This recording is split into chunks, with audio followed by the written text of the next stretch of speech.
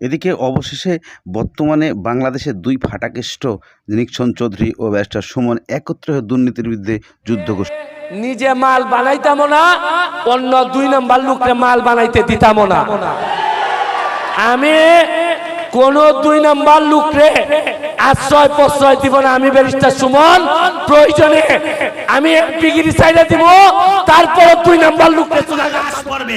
ওই বেটা বান্দির বাচ্চা লাশ কারে কয়? আরে বেটা মুরগি মারছ জীবনে, কাপড় চুপড় নিয়া কিন্তু পলাইতে পারবেন না অফিসার সাহেব। আসসালামু আলাইকুম দর্শক, দেশ ও দেশের বাইরে থেকে যারা এই মুহূর্তে আমার ভিডিও ওপেন করেছেন সবাইকে অসংখ্য অসংখ্য ধন্যবাদ। দর্শক, প্রথমেই শিরোনাম। ব্যারিস্টার সুমন এবং বর্তমানে বাংলাদেশের আরেকজন ফাটাকেষ্ট নিক্সন চৌধুরী দুইজন একত্রে যুদ্ধ ঘোষণা করছে দুর্নীতির বিরুদ্ধে। তারা বেঁচে থাকতে, তারা রাজনীতি করতে কখনোই কোনোদিন দুর্নীতির পক্ষে আসবেন না, তারা দুর্নীতির বিপক্ষে কাজ করবেন। এতে যা খুশি তাই কে যে যা পারবে করবে, কিন্তু তারা কখনো পিছু পা হবে না। দর্শক, এই প্রথম আপনারা হয়তো খুশি হবেন যে ব্যারিস্টার সুমনের পক্ষ নিয়ে কাজ করতে শুরু করেছেন প্রথম বর্তমান একজন মানুষ, যে হচ্ছেন নিক্সন চৌধুরী। উনি কিন্তু কঠিন ক্ষমতাশালী একজন ব্যক্তি, সেও কিন্তু ব্যারিস্টার সুমনের মতোই কথা বলছেন, যে কথার মধ্যে আছে অনেক কিছু লুকিয়ে। যেমন ব্যারিস্টার সুমন বলেছে, আমি নিজেও খাবো না, কাউকে খেতেও দেবো না। নিক্সন চৌধুরীও সেরকম একজন ব্যক্তি, উনিও চাই উনি নিজেও খাবে না, কাউকে খেতে দিবে না। ব্যারিস্টার সুমন এবং নিক্সন চৌধুরী যদি দুজন মিলে একত্রে কাজ করে, বাংলাদেশের চিত্র পাল্টে যাবে কি না? দর্শক, আপনাদের কাছে এই মন্তব্যর কমেন্ট চাইছি। এবং বিশেষ করে নিক্সন চৌধুরী যে কথাগুলো বলেছে এবং ব্যারিস্টার সুমন যে কথাগুলো বলছে, তার দুজনের মধ্যে কথার মধ্যে 100% ম্যাচিং আছে। কেননা তারা কখনো টাকা খায়ও না, আর টাকা খাইতেও দেয় না। দুইজন একইভাবে যুদ্ধ করে যাচ্ছে। এখন খেলা শুরু হয়ে যাবে। যদি যে কোনো এমপির বিরুদ্ধে তারা সংসদে দাঁড়িয়ে কথা বলে, তাহলে এই কথার ওয়েট নিতে পারবে? চলুন আমরা শুনে আসি নিক্সনের কিছু কথা। এই মেথরের বাচ্চাদেরও শিক্ষা দেব আমরা, এবং এই দালালদের আমরা চ্যালেঞ্জ করলাম। এই যে সরকারি দালাল চোর, এদের চ্যালেঞ্জ করলাম, আর লাগাতার হরতাল হবে বাংলায়। কারণ 4000 মানুষ দরখাস্ত দিছে, 84 জনের রাতের অন্ধকারে দোকান দিছে, এবং এর সাথে আমার নিজের লোক দুই একটা চোর দালাল জড়িত আছে। এই চোর দালালদের আমরা প্রত্যাখ্যান করছি। এদের আর আমরা আমাদের বাড়িতে, আমাদের সাথে, আমাদের মঞ্চে আর জায়গা দেওয়া হবে না। এবং আমরা যদি এখানে এই কাঠপট্টির দোকান নিয়ে আর কোনো ষড়যন্ত্র হয় বা এখানে দোকান করতে চায়, আপনারা বাংলার মানুষ একত্রিত হইয়া এমন দাবড় দেবেন, এমন দাবড় দেবেন, পারবেন না? আরে হাত তুলে দেখেন, পারবেন না? আমারে লাগবো, যদি লাগে আমারে ডাইকেন। এখানে দোকান হবে, আগামীতে দোকান হবে। তবে 4000 লোক কেন 5000 লোক দরখাস্ত দিছে, সবাই সামনে পাইলট স্কুলে মঞ্চ কইরা লটারি কইরা দোকান দিতে হবে। আরে দোকান ভাঙছে, তারপরের দিনই লক্ষ লক্ষ টাকার বালি পড়ে গেল। এই বালির টাকা কে দিছে? এই বালির টাকা কে দিছে? আর দুই একটা চামচা চোর, ওই যে লিয়াকত মোল্লার পোলা একটা ছিল, সেটা আমি শাস্তি দিছি। আর বাপেরই অভ্যাস হইলো মাইনসের বাজার থাবা দিয়া খাওয়া, তো পোলা খাবে কি? বাপে শিখাইছে মাইনসের তরকারি চুরি করে খাওয়া। বাপের বাড়ির সামনে যে কেউ যাইতে পারে না তরকারি নিয়া, তো পোলাই শিখবে কি? পোলা একই জিনিস শিখছে, দাঁত ভাঙ্গা জবাব দেবো, দাঁত ভাঙ্গা। আরে বড় বেড়াই পারলো না, আরে কানা ঘোড়া কয় যে আধু বন্ধু কানা ঘোড়া কয়, আরে একটা কয় লাশ পড়বে। ওই বেটা বান্দির বাচ্চা লাশ কারে কয়? ওই বেটা, ওই যে ইসমাইল, ওই বলে লাশ ফালাবে। আরে বেটা মুরগি মারছ জীবনে, মুরগি জমাইছি ধর, বেটা তুই লাশ ফালাবি? আমি বলে যাচ্ছি, হুকুম দিচ্ছি, এই চোরের বাচ্চাদের, যারা সরকারি চোরদের সাথে হাত মিলাইছে, আরে বেটারা বুঝতেছে না মাইন্সের কাছে টাকা নিতে। আরে এই সরকারি চোরা তো কালকে বদলিয়ে যাইব, মাল ফেরত পাবি কই? ফেরত পাবি কই গাধা? তাই ওই মার্কেট তো দূরের কথা, এক কোদাল মাটি হাঁটলে বা যদি কোনো দুর্নীতি হয়, এইবার আমি নিজে নামবো। নিজে নামবো, দেখি বাংলাদেশে কোন বেড়া আছে আমার থেকে। এই বিশ্বরোধ আজীবনের জন্য অবরোধ করে দেবো। মামলা খাইলে আমি খাবো, জেল খাটলে আমি খাটবো, কিন্তু দুর্নীতি করতে দেবো না, চুরি করতে দেবো না, ওই চোরের বাচ্চাদের চুরি করতে দেবো না, ওই ডাকাতের বাচ্চাদের ডাকাতি করতে দেবো না। আপনারা আছেন না? লক্ষ লক্ষ লোক রাস্তায় নামাবো। ওই চোরের বাচ্চারা বাংলার মাটির টিকা চুরি কইরা দালালি কইরা রাতের অন্ধকারে দোকান দেবে, আর আমরা আঙ্গুল চুষবো। সাংবাদিক, রাজনীতিবিদ যারা আছেন, দোকানদাররা পুরা ভাঙ্গা, আমরা হরতাল দেব, আমরা হরতাল দেব। এই সরকারি চোরা আর আমাদের দালালদের বিচার করব। শুনেন, দাঁড়ান, একটা কথা কই, ভদ্র এবং ঠান্ডা মাথায় থাকি, তাই কিন্তু মনে করেন না দুর্বল। এই থাবা দেখছেন, এটা সিংহের চেয়েও কঠিন থাবা, কিন্তু কাপড় চুপুর নিয়ে কিন্তু পলাইতে পারবেন না অফিসার স্যাররা। কাপড় চুপুর নিয়ে কিন্তু পলাইতে পারবেন না। বাংলার মানুষের ইতিহাস কিন্তু সংগ্রামী ইতিহাস। এই বাজারে একটা দোকানও চুরি কইরা দালালি কইরা কেউ দিতে পারবেন না। এটা নিক্সন চৌধুরীর চ্যালেঞ্জ। আমি নিজে নামবো এবার, আমি নিজে আইসার নাম মধ্যে এই কোন বেড়া আছে আমার সামনে দাঁড়ায়, আমি দেখি প্রশাসনের কত বড় খেলাম আছে আমার সামনে দাঁড়ায়। কারণ 86টা দোকান। দর্শক, ইতিমধ্যে আপনারা নিক্সন চৌধুরীর কথাগুলো শুনেছেন। নিক্সন চৌধুরী কাকে উদ্দেশ্য করে কথাগুলো বলেছেন এবং কী কারণে বলেছেন আপনারা ইতিমধ্যে ভিডিওর মধ্যে পেয়ে গেছেন। কারণ তার এলাকায় একটা কাজ হয়েছিল, যে কাজটা দোকান, মার্কেট, সেই মার্কেটগুলা সরকারিভাবে না দিয়ে তারা বর্তমানে ক্ষমতার অপব্যবহার করে কাজ করতেছিল। চোখে পড়ে যায় বাজ পাখির মতো সেই ফাটাকেষ্ট বর্তমানে নিক্সন চৌধুরীর। তখন নিক্সন চৌধুরী এটা গেলে প্রতিবাদ সৃষ্টি করে এবং এতটাই প্রতিবাদ সৃষ্টি করে যা এলাকার মধ্যে তোড়পাড় হয়ে যায়।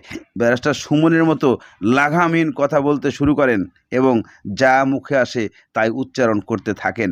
আদৌ এই জিনিসগুলো, এই কথাগুলা যে নিক্সন চৌধুরী বলেছে কতটা যৌক্তিক আছে আর কতটা অযৌক্তিক আছে, নাকি ব্যারিস্টার সুমনের সঙ্গে একমত হয়ে কাজ করছে? এদিকে ব্যারিস্টার সুমন বলেছেন যে আমি বেঁচে থাকতে আমি কাউকে খেতেও দেব না, আমি নিজেও খাবো না। আমি এমন প্রতিশ্রুতি নিয়েই রাজনীতিতে পা দিয়েছি। আমি যে কামাই করি সেই টাকাও আমি জনগণের মাঝে বিলি করে দেই, ব্রিজ বানিয়ে দেই।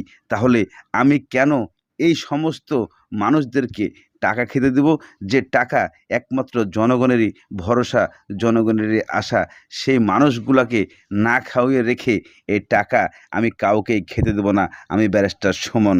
বিশেষ করে আমি বলতে চাই, যারা এই টাকা খেতে আসবে কলিজায় হাত ভরে তাদের টাকা আমি বের করে নেব। এটাই আমার প্রতিশ্রুতি জনগণের কাছে দেওয়া। কেননা এই সমস্ত টাকা গরিব দুঃখী মানুষের, অন্য কারো নয়। চলুন ব্যারিস্টার সুমনের কাছে চলে যাই, আমরা মূল বক্তব্য শুনি কি বলছে। নিজে মাল বানাইতাম না, অন্য 2 নাম্বার লোকরে মাল বানাইতে দিতাম না। আমি কোন 2 নাম্বার লোকরে আশ্রয় প্রশ্রয় দিব না। আমি ব্যারিস্টার সুমন প্রয়োজনে আমি ডিগ্রি সাইডে দিব, তারপর 2 নাম্বার লোকরে চুনাঘাট মাদক প্রতারিত দিব না। আমি অত জন্মাই নাই, চা বাগানের কোন শ্রমিকের পেটে আমি জন্মাই নাই। তবে আমি এমন কাজ করব, আপনারা বিশ্বাস করবেন আমি আপনাদের ছেলে, আপনাদের জন্য আমি কাজ করে যাব।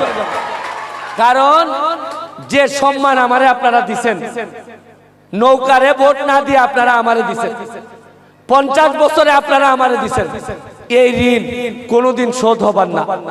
চেষ্টা করব শেষ রক্তবিন্দু পর্যন্ত আপনাদেরকে যেভাবে পারি খুশি করে হইলো এই ঋণ পরিশোধ করার চেষ্টা করব। আমি আপনাদের যা সমস্যা আছে আমারে নক করবেন।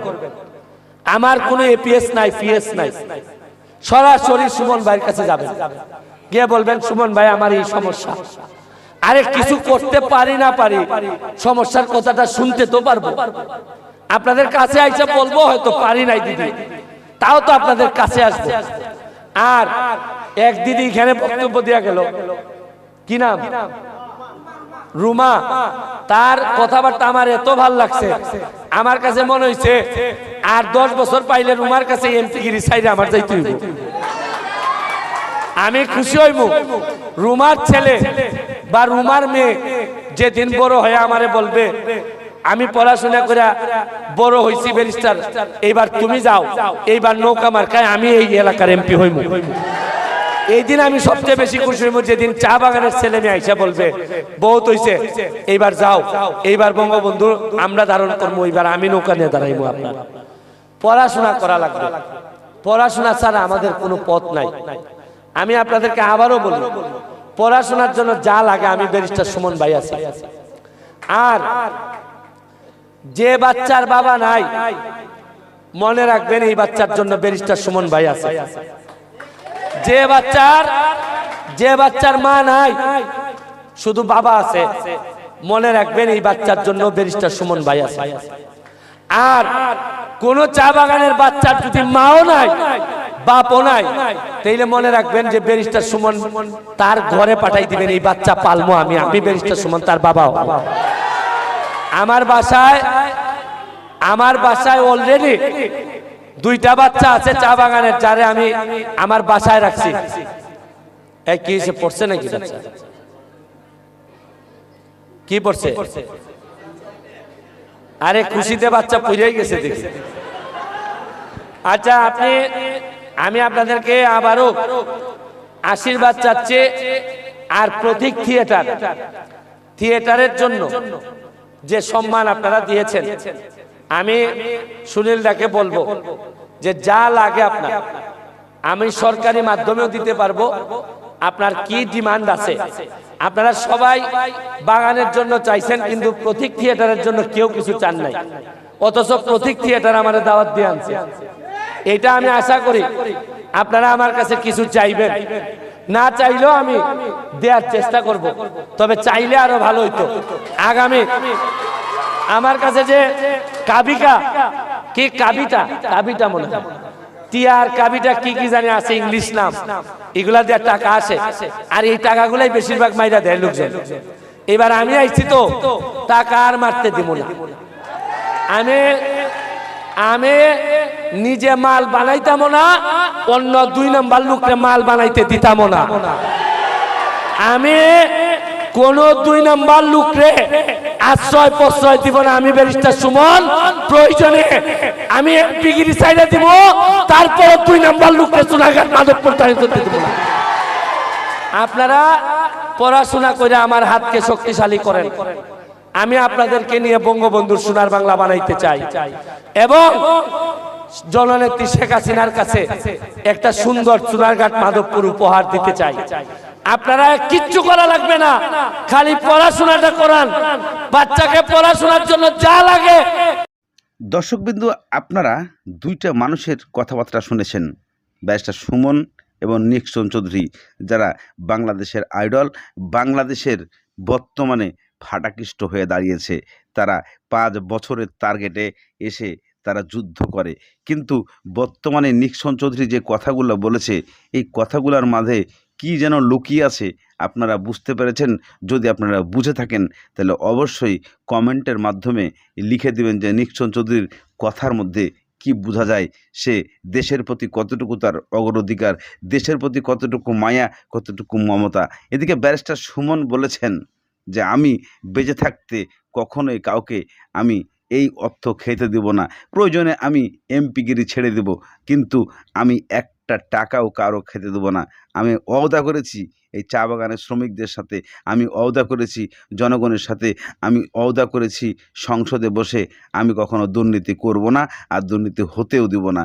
কেউ যদি দুর্নীতি করতে আসে গলায় হাত ভরে শাঁসিটা ছিঁড়ে দেব। আমি ব্যারিস্টার সুমন কখনো নিজেকে পরাজিত শিখি নাই। আমি ব্যারিস্টার সুমন সবসময় চেষ্টা করেছি জনগণের পাশে দাঁড়াতে, আর তার জন্যই আমি লন্ডন থেকে বাংলাদেশে এসে বসে আছি। অথচ আমার ফ্যামিলি আমি ওখানে রেখে এসেছি, কেননা আমার দেশের প্রতি আমার যতটুকু ভালোবাসা, যতটুকু মায়া, আমি দেশের জন্য কাজ করতে চাই, আমি দেশের জন্য অনেক কিছু করতে চাই, তবুও আমি এখানে ছেড়ে যেতে চাই না। দর্শক, আজকের মতো ভিডিওটা এখানে শেষ করছি। ভালো থাকুন, সুস্থ থাকুন, দেখা হবে পরবর্তী।